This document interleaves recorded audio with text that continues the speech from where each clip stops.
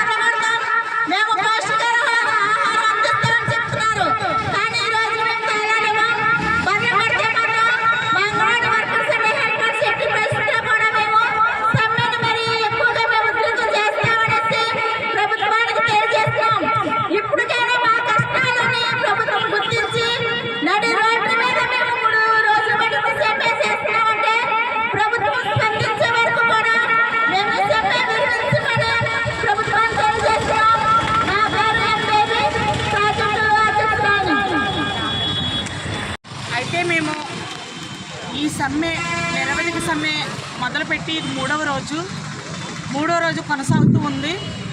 మేము న్యాయమైన కోరికల్ని అడుగుతున్నాము.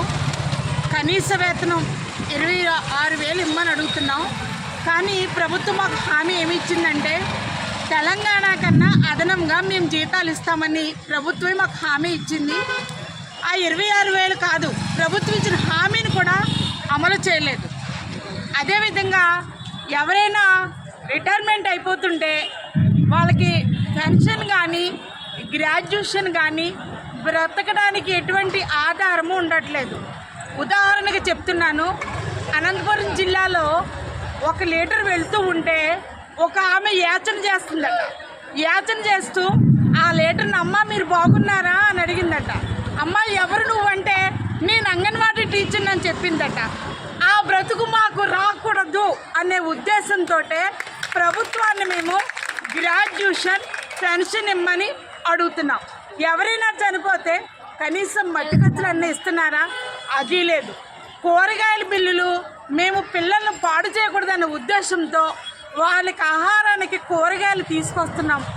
దానిలోకి కావలసిన సరుకులన్నీ మేము మా దగ్గర ఉన్నటువంటి డబ్బులతోటే తీసుకొస్తున్నాం. జీతాల ప్రతి నెల 1000, కూరగాయల బిల్లుల ప్రతి నెల రావు, 7 నెలల పెండింగు. ఒకవేళ భార్యాభర్త కష్టపడితే తెచ్చుకున్నా పర్వాలేదు.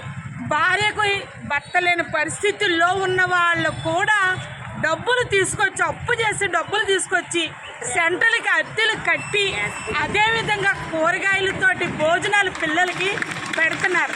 అది కూడా న్యాయమైన కోరికనే అడుగుతున్నాం. మేము పెండింగులు ఉన్న బిల్లులను అడుగుతున్నాం. ఇది మేము న్యాయమైన కోరికే కదా, గొంతమ కోరికలు అడగట్లేదు కదా. ఈ విధంగా న్యాయమైన కోరికలు అడుగుతుంటే ప్రభుత్వం చేసే హెచ్చరిక ఏంటంటే, సచివాలయంలో పనిచేసేటువంటి వాలంటీర్లు జిఎంఎస్కేలు వెళ్ళి సెంటర్ల బద్దలు కొట్టి అందులో ఉన్న సరుకుని టీహెచ్ఆర్ ఇవ్వండి, వాళ్ళు ఎంతవరకు కూర్చుంటారో కూర్చుంటేనివ్వండి, 9 గంటల నుంచి 12 వరకు మీరు వెళ్ళండి అంటున్నారు. అంటే మా కోరికలను ఇలాగే వదిలేస్తారా? మా కోరికలు తీర్చరా? మేము న్యాయమైన కోరికలు అడుగుతున్నాము. ప్రభుత్వం మా గురించి ఆలోచించి న్యాయమైన కోరికలు తీర్చే వరకు ఇదే విధంగా మేము పోరాడతాం. పోరాటాన్ని మేము కొనసాగిస్తాం. తాళం చేయాలి మేము ఎవరికి ఇవ్వం. మమ్మల్ని సమ్మె విరమించి మీరు బయటికి రండి, మేము జీవో రూపంలో మీరు అడిగిన న్యాయమైన కోరికలు మేము ఇస్తాము అంటేనే మేము విరమిస్తామని ప్రభుత్వాన్ని హెచ్చరించడం జరుగుతుంది.